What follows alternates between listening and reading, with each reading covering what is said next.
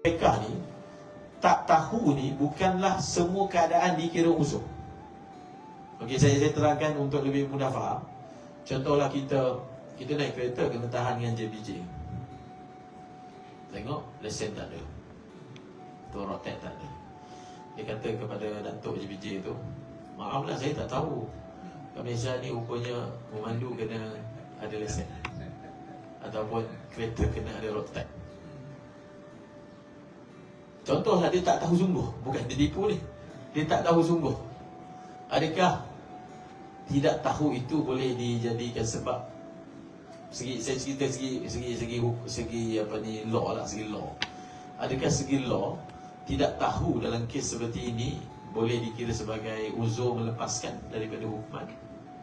Kalau dibawa lah sampai court lah contohnya, tidak tahu, adakah cukup untuk lepaskan orang? Kalau ada orang law kat sini, tak kan?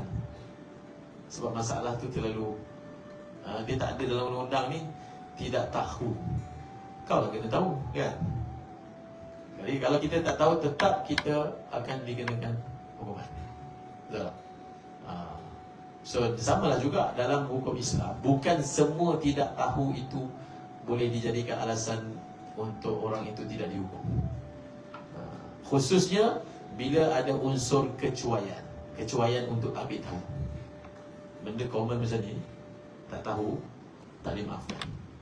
Walaupun betul-betul dia tak tahu, tak dimaafkan. Jadi macam tu cara kita fikir. So bukan semua tak tahu. Ini puasa, kalau solat, contoh orang tu dia semayang dah lama dah, kemudian datang ustaz beritahu, ni solat tak betul ni. Kita tengok dia buat kesalahan jenis apa. Kesalahan yang memang sebenarnya kalau orang belajar sikit tahu dah benda ni tak boleh. Dia tak tahu. Sedangkan dia apa?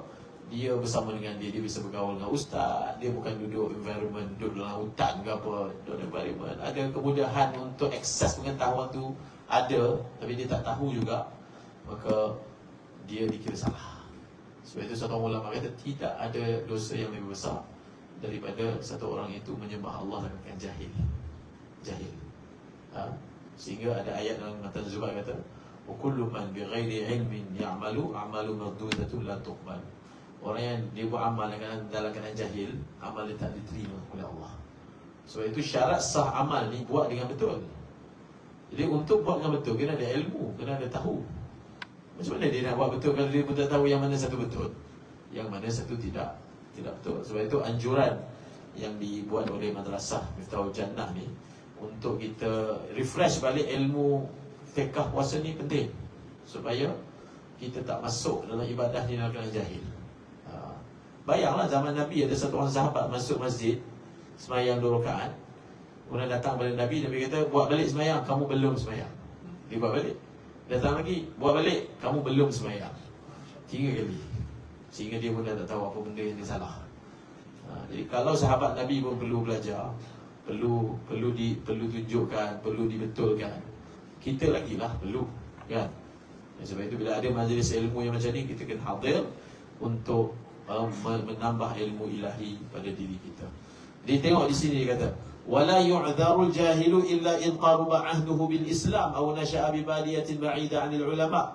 Orang yang tidak tahu, maka tidak dia beri keuzuran. Tak. Dia tak tahu, tak boleh minum siang Ramadan. Boleh ke pakai dia punya tak tahu tu? Boleh ke tak boleh minum? Tak tahu, tak boleh minum. Tak boleh, tak pakai. Kecuali jika baru masuk Islam atau tinggal di pedalaman yang jauh dari para ulama. Dua orang yang tak tahu sahaja yang dimaafkan. Baru masuk Islam ataupun dia tinggal dalam suasana yang jauh daripada ulama.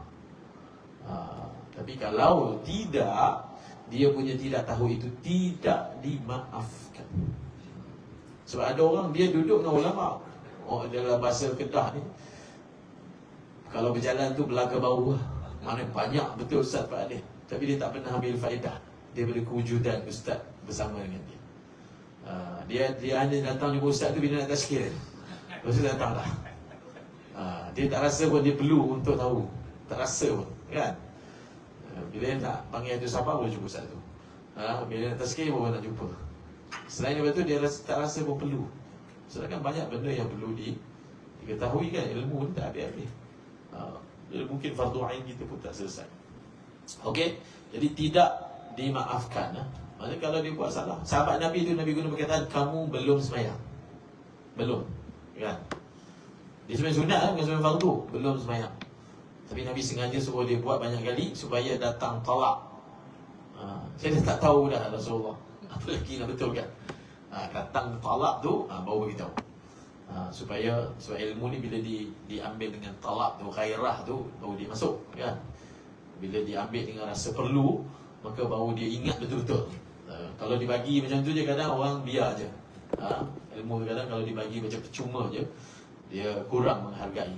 Tapi kalau dia datang pada waktu yang dia perlu, ada peristiwa, maka benda tu lebih terpahat dalam ingatan dan fikiran kita.